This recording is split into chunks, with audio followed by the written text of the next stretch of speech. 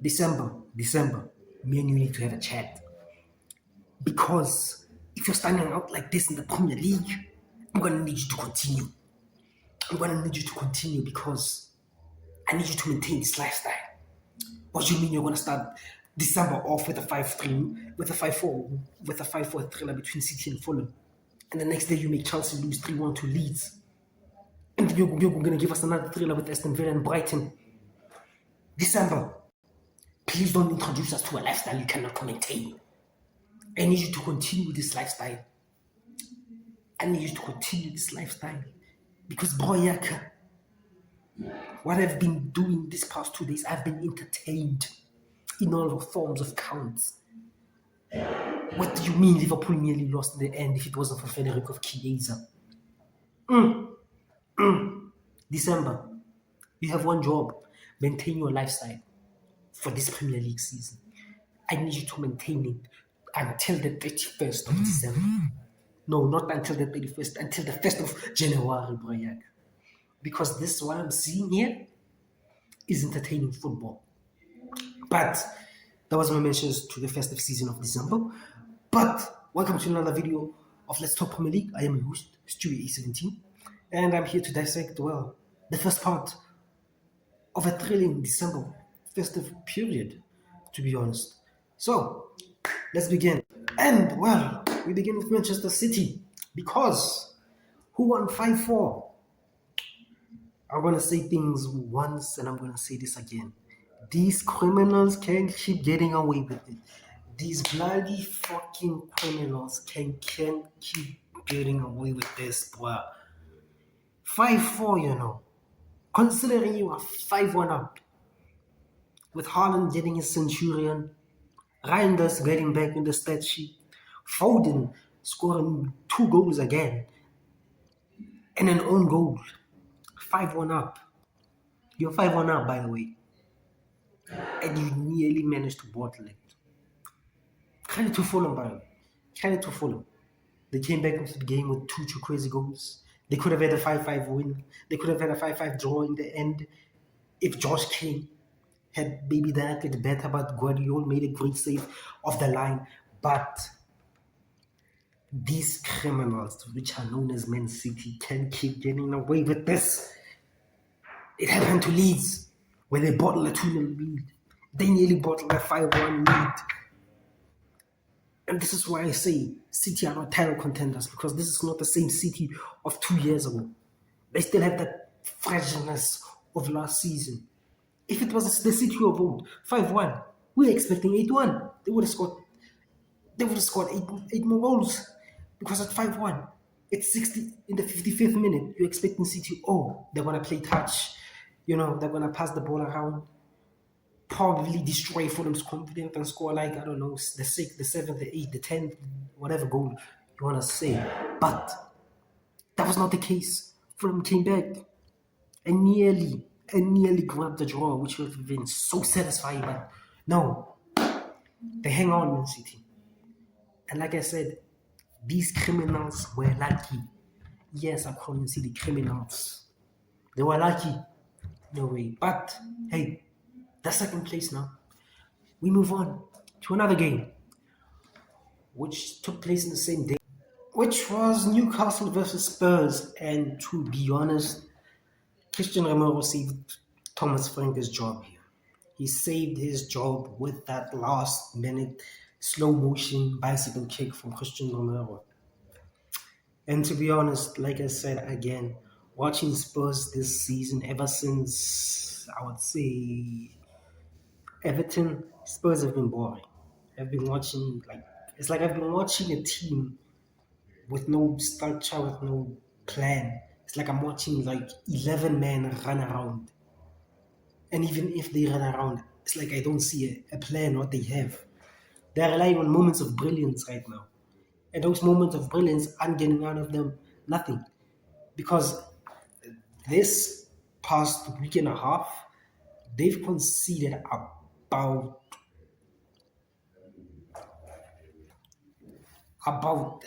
13 goals this weekend and a half. They've conceded 13 goals in the last 4 matches, actually.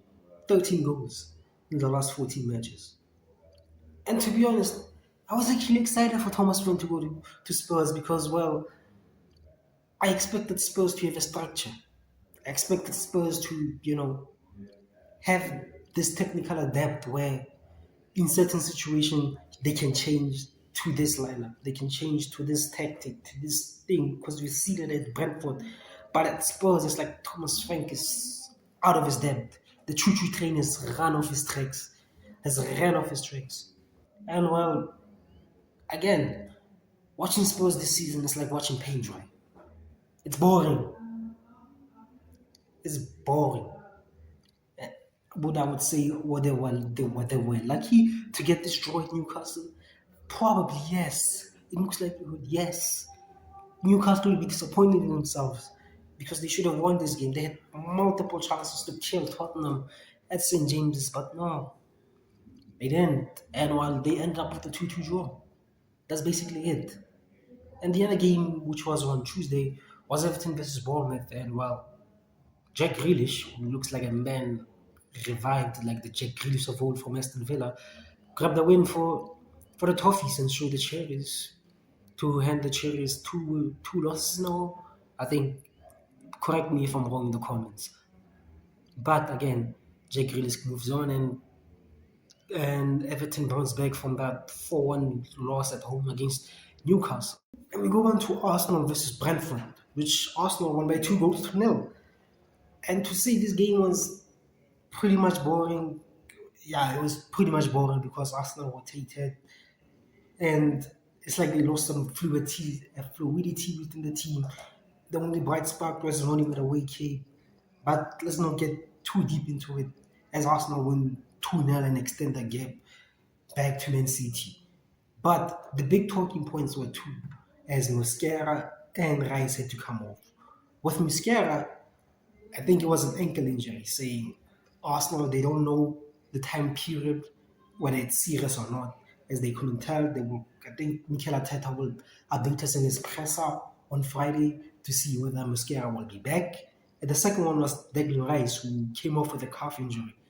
And he said he didn't specifically say how long Declan will be out. He didn't say whether he was alright or not.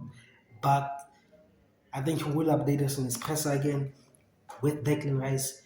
But again, Arsenal's injury list continues to grow. The question is, even though they have depth, can they sustain it? I don't know. But the most important thing is for Arsenal now is that they got through this game.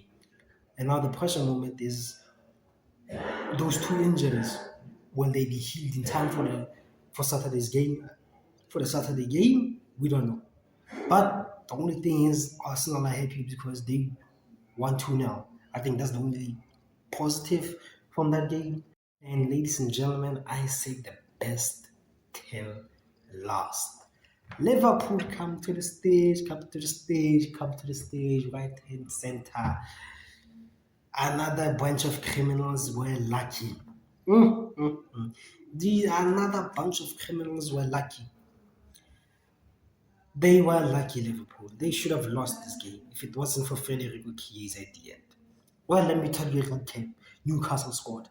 Sunderland scored first after Van Dijk with the careless pass.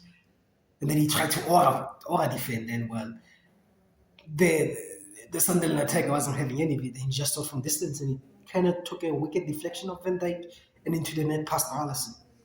And I thought, oh my days, please Sunderland, hold on so I can further inflict pain on Liverpool. But no, Florian Wirtz with a deflected goal saved them for 1-1. And then came right at the end. Sunderland had their chance at the end. That attacker did everything right. If it wasn't for Federico Chiesa, will we be standing here with a different story could be saying Arne Slot has been sacked by Liverpool? But no, Federico bloody damn goddamn Chiesa saved them. And I'm not complaining, by the way. I like Chiesa.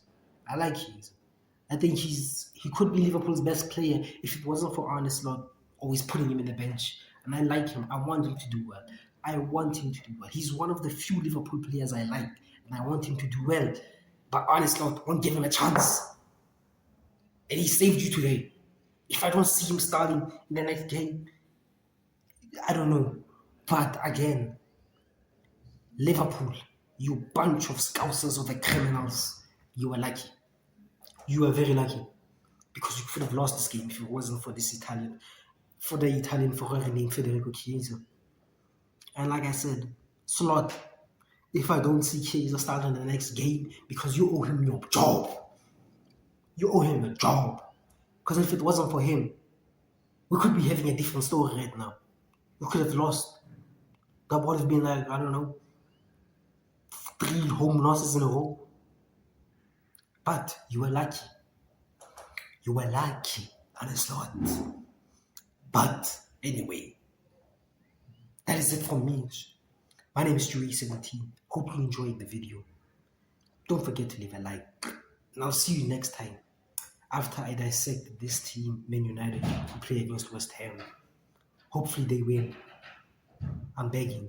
Hopefully they win. I need 2 wins in a row. Please. See you next time. Peace.